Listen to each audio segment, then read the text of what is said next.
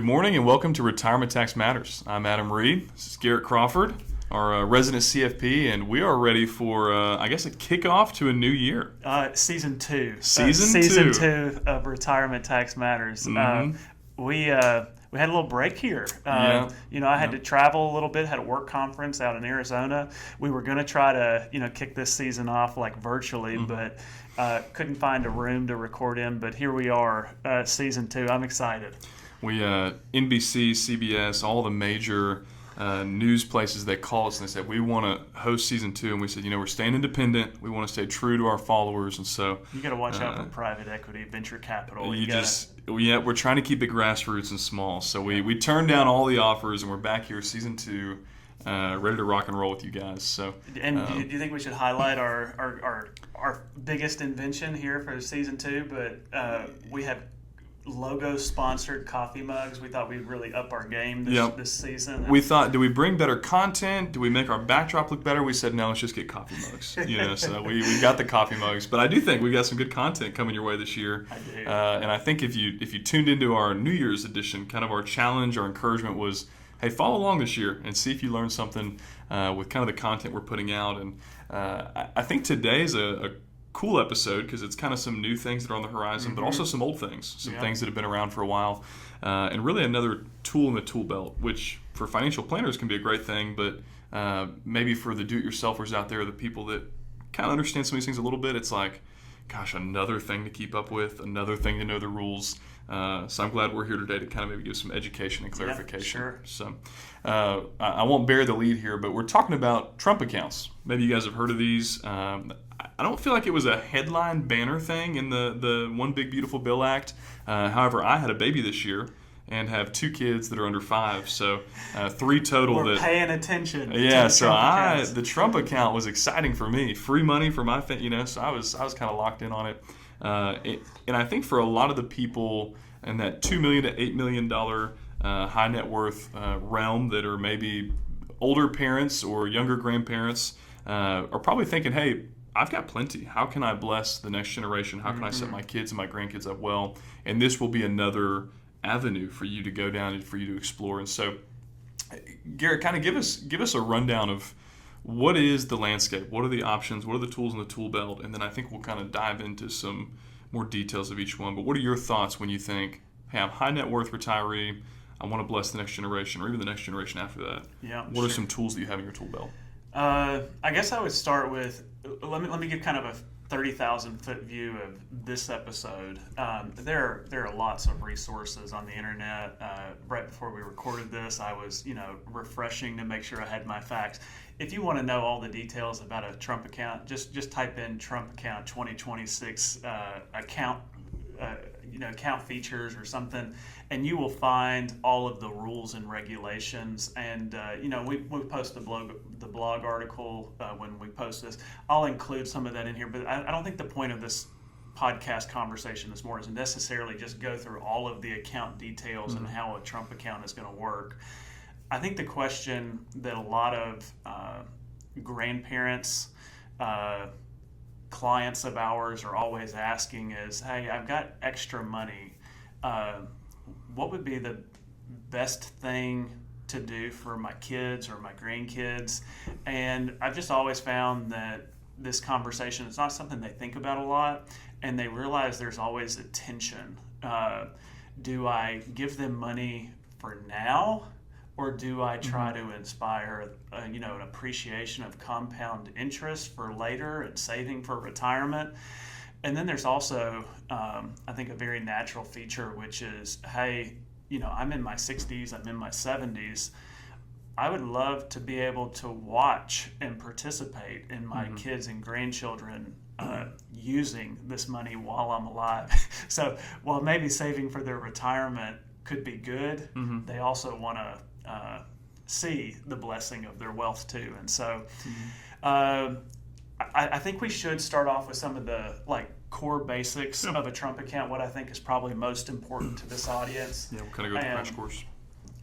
There's more here, and I still think we're kind of early on this. And so there's a lot of conversations that we're talking about where, Roth IRAs have been established, Roth Conversions have been established, Trump accounts are brand new. And so I would not be shocked if we do another podcast on this in a year or two, if maybe the tune has changed a little bit, but that's part of financial planning. Things come up, we have to capitalize on it now rather than waiting for things. Well, I understand too that the Trump accounts are somewhat still in draft mode. At least they were. It's funny. My dad's a CPA. If you've watched episodes, you probably heard that. And so my dad and brother are CPA. So Christmas dinner this year, we were talking about QLACs and Trump accounts and how they work. And it was riveting conversation for all the ladies at the table. But his kind of understanding is it's in draft mode. When you file for taxes, that's how Trump accounts are open this year. You'll get into some of this.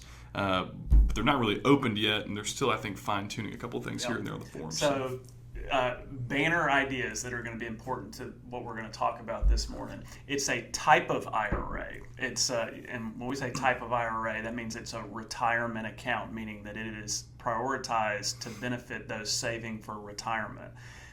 It's not like a normal traditional IRA. I'll get to that in a second. But these Trump accounts, also known as a 530A account. I didn't know that until I re-looked at it this morning. But better known as the Trump account is for children, minors under 18 years old.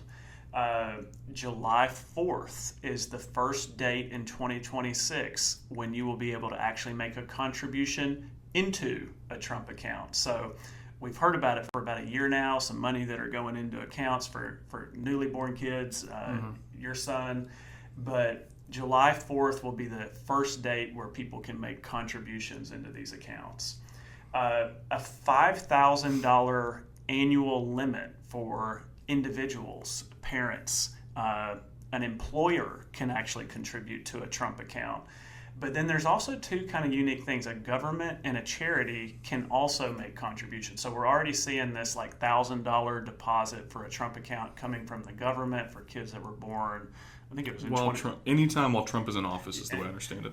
And then we're also, I think what I saw on the news, I'm not sure if it's finalized, but it made headlines that the Dell family, responsible for Dell computers, was going to make a it was a huge amount contribution, which comes out to maybe a few $100, $250, $500, I can't remember. But that would be a charity that would be able to make a contribution. So that's kind of cool. And I think the hope is that other people will piggyback off that and say, hey, this is a way that I can help the whole next generation of America. And so I wouldn't be surprised if there's more of those to come. And so the benefit there is that anything that a government adds or a charity adds is not counted towards the $5,000 limit. I think this is the big one that a lot of people could miss, but a lot of y'all are familiar with when you put that money into a 401k or you put it into a traditional IRA, you got a tax deduction. So if you made a $5,000 contribution into a traditional IRA, that lowered your taxable income by $5,000. The Trump accounts do not work that way. This would be, you still pay $5,000 on that money that you made and the money that you contribute, but once that money goes into the Trump account, then the growth is tax deferred. So your child does not pay taxes on the growth of that account. So the idea here is that, hey, baby is born at age 0. You throw $5,000 in there. By the time they're 18, that $5,000 has a very large associated growth earnings. And so you never pay taxes on that $5,000 again. But let's say, let's say that $5,000 becomes $20,000.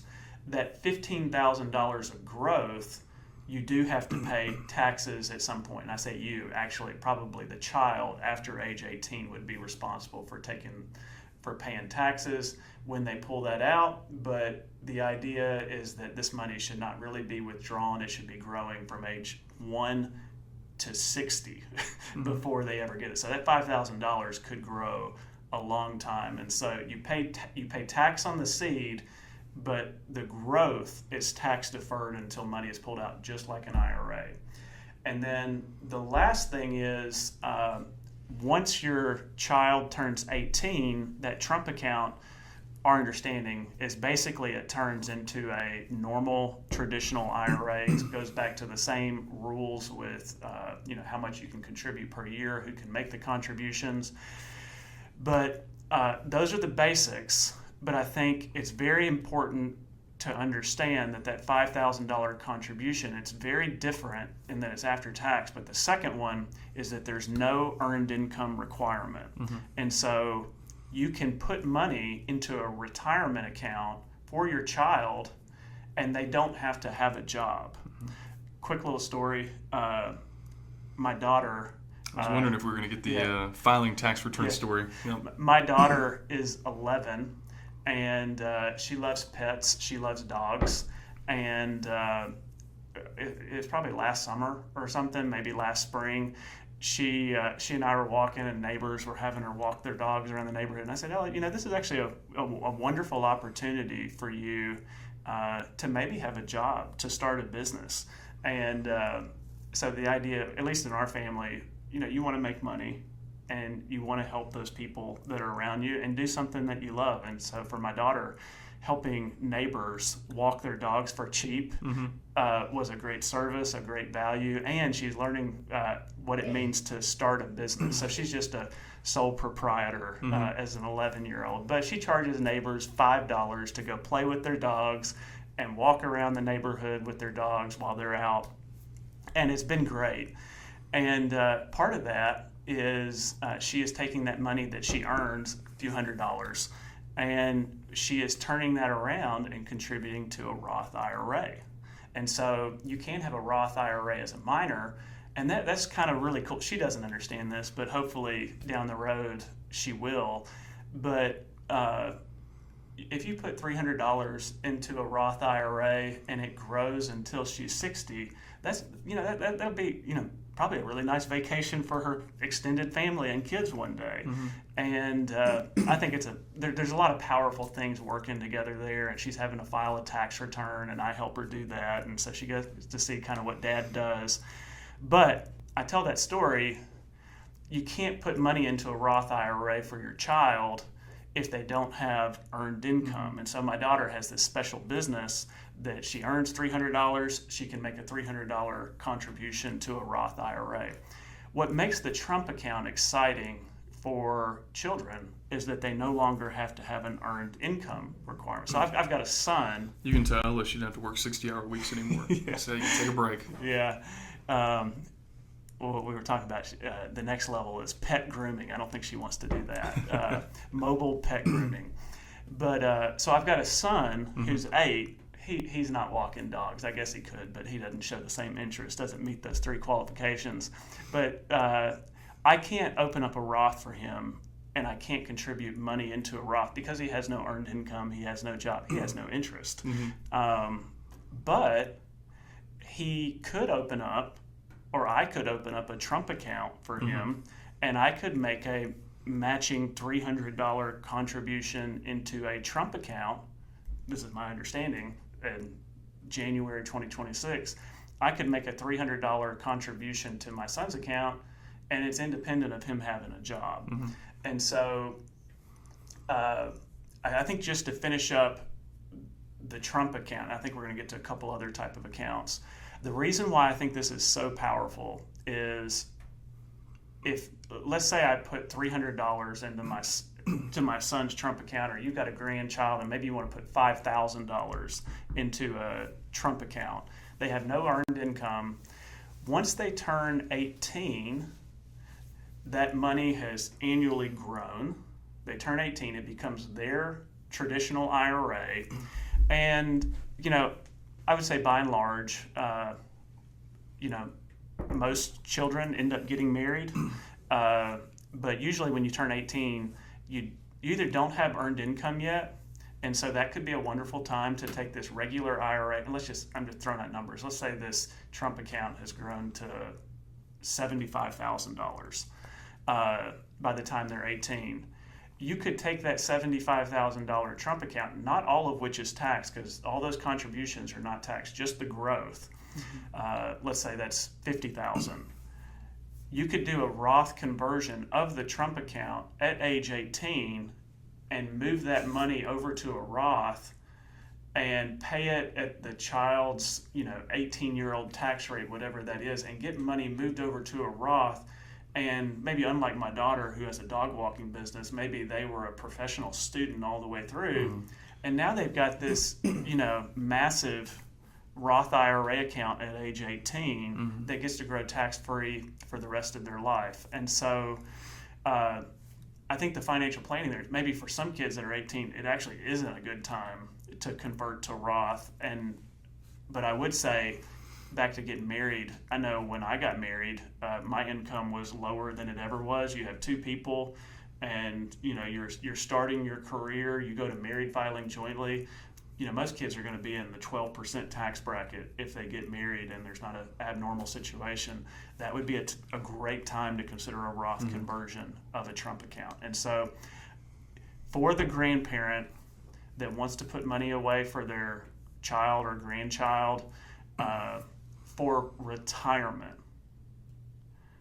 I think there's a compelling case for this Trump account in your tool belt. And again, a little bit of draft mode. We'll see what kind of shakes out between now and July. But also there's some, similar to like a Roth IRA, there's some life event stipulations. I think first-time home purchase, you're able to access some of that money.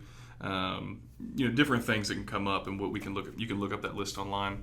But there is some ways to access it pre-retirement if there's something that comes up and makes sense. So I think that's a good segue into Trump accounts versus kind of 529 use cases, thoughts you have on those. I think just for our kind of covering ourselves here, 529s and custodial accounts we'll talk about later can vary some state to state depending on what they can be invested in. So just keep that in mind if you're watching another state and say, that doesn't sound quite right. Maybe we're talking Tennessee over here and you're California. So keep that in mind. But 529s, Trump accounts, maybe instead of getting into the weeds of which one's which, kind of maybe give me like a case study of here's the grandparent that this is what's really valuable to them. They might like this account more, or kind of vice versa. So we went a little deeper on the Trump accounts. We will zoom out a little bit. I think most people have probably heard of a 529 educational account, and we've had reservation, I would say, in the past decade with people maybe not as convinced about the career track of their grandchild necessarily going to college. I think you and I were in the generation where it was like college was the de facto path that everybody should take if they want to be successful. And I've just seen tides switch over the past decade where people realize that higher education maybe is not the track for everybody, that trades are coming back and you can have wonderful, successful careers doing something that does not go through higher education, college.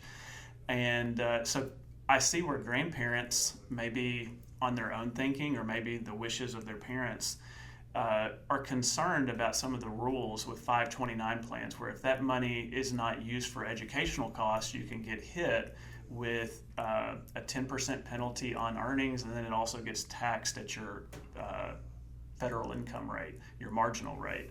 And so people don't get too enthused about putting a lot of money into a 529 account at age 0, age 1 and 2, because they just don't know what route their child is going to take. I have another personal story where my wife was homeschooled. She started working at this firm at age 18. She had a Coverdale account, which was like a 529, and she didn't have any use for it. And so, longer story there for another day, but ended up having to pay some tax penalties in order to access that money because we didn't know what to do with it education-wise.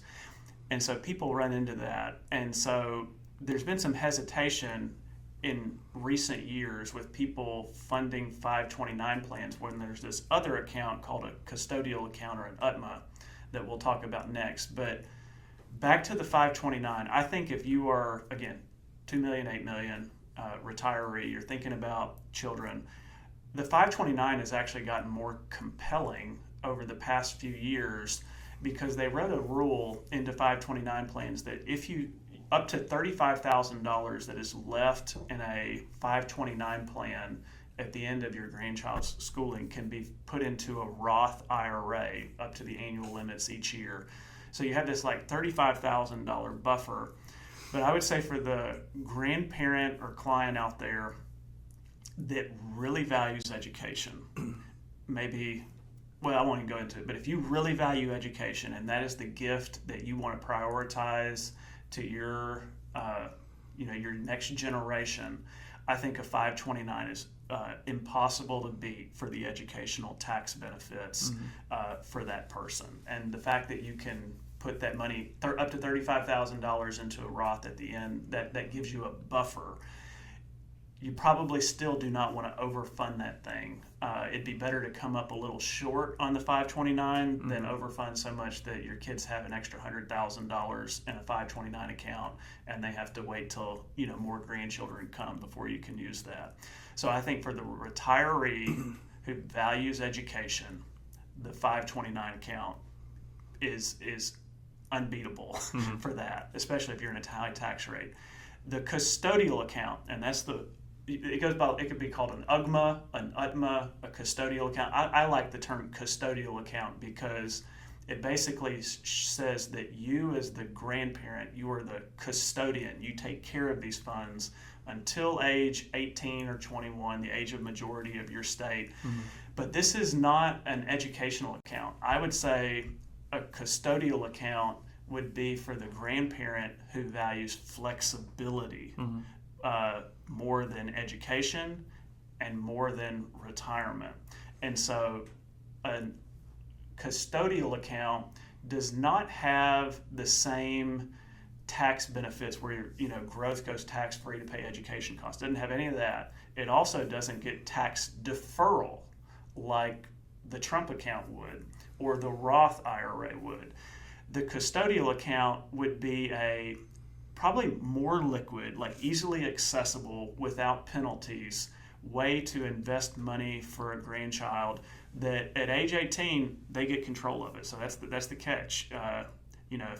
If you're concerned about a child not being willing to manage funds, custodial account probably not a good fit. But we also don't know the future. But if you want to pay for a large down payment for a child or a car or a wedding or giving them choice, an UTMA account is a wonderful way for a child to receive money, invest it. And then one of the great things about a custodial account is that it's eligible for long-term capital gains rate. So that's going to be probably for your kid or grandkid like a 15% tax rate or maybe even a 0 if they use it earlier in life, which is better than their ordinary income tax rate. So that's a lot. I'm going to step back even further. As a financial planner, I see where flexibility sometimes wins out over the tax benefits for a lot of our clients. That doesn't mean everybody, but I would just say there's never been more options. There have never been more ways for you to give money to the next generation and align your money, your wealth with your values. Your value may be saving for retirement. It may be saving for education. It may be empowering your child to start a business at age 22 or 23. And so our job as financial planners is not to put our bias on you. Instead, it's to help you align your money with your values. And I think 2026 is a great year for more choice, more options, and you get to find the one that you think fits the best. Yeah, and I think too, we saw an article the other day. We live in an era and an age of everything's got to be kind of clickbait and kind of, this is terrible, or this is the best new thing, or there's never just a kind of a good. I think really where I land on this is, hey, there's 3 great options, and for a lot of our clients, it's probably going to be a mix of the 3. One's going to say, hey, let's fund the education account to a point where it's going to help them, but we don't go so overboard that there's just tons of money stuck in this 529. Hey, let's get them a boost going toward retirement. And I'd love to help them get a down payment for a house one day. And a lot of our clients, that $2 to $8 million range, have that excess money to do things like that. Maybe not all 3, but a couple of them. So I don't think as you're learning about these things, as you read other articles, as you watch the YouTube videos, there's not 2 bad guys and a good guy. I think there's 3 good options. There's 3 good tools in the tool belt. If you got a nail, use your hammer. If you got a screw, use your screwdriver. And thinking through what works best for your family and your goals, like Garrett mentioned, I think is the most important thing to deciding where does it make the most sense to park funds for the next generation. Yeah, absolutely. But I think it's a good place to be, a good problem to have, trying to decide, where do I put this extra money to bless other people? It's funny, our industry is a lot of helping people make hard decisions on 2 good options. And so just another time we're another way to do it. So, well, appreciate you guys joining us. I'm sure we'll probably revisit these this summer as kind of the details get hammered out. Maybe we'll do like a big live stream release party for my $1,000 Trump account coming over for my youngest son or something. Bring him right And, in. See if he comprehends compound interest. Bennett, look, you're going to be a millionaire one day. No. But maybe we'll revisit this topic, maybe more in detail as we get more details. But appreciate you guys tuning in. Subscribe to us on YouTube. Follow us on Apple Podcasts, Spotify. Check out the new website. We kind of refreshed the website as we're kind of learning and developing how to make things more accessible and bring more value to you guys. We're updating, tweaking as we go. And so check out the website. We've got some new freebies, new resources on there. Retirement checklist, kind of for the end of the year, but it's January. It doesn't feel like the end of the year is here, but it flies by. Yeah. Sooner or later, you're going to be sitting down with your tax return and saying, gosh, those guys keep on talking about tax return driven financial planning. I'm going to do it this year. And you're going to get it out and you're going to say, oh my gosh, where's the year gone? It all flew by. So go ahead and check that out on the website. Throw in your email address. And it's a little early. It's January 2026, but depending on how these coffee mugs go out, might end up having a merch store by 2026. Yeah, some T-shirts, some hats, all the fun stuff. So I doubt it. Yeah. But well, thank you all for joining us. I'm Adam Reed, Garrett Crawford. Yeah. It's Retirement Tax Matters. Thanks so much for listening to Retirement Tax Matters. As always, the ideas we share here are for educational purposes, and we do our best to get it right, but this isn't a substitute for specific tax or financial advice because a truly effective strategy is always built around your personal situation. For more resources and to see our full disclosure, visit us at retirementtaxmatters.com.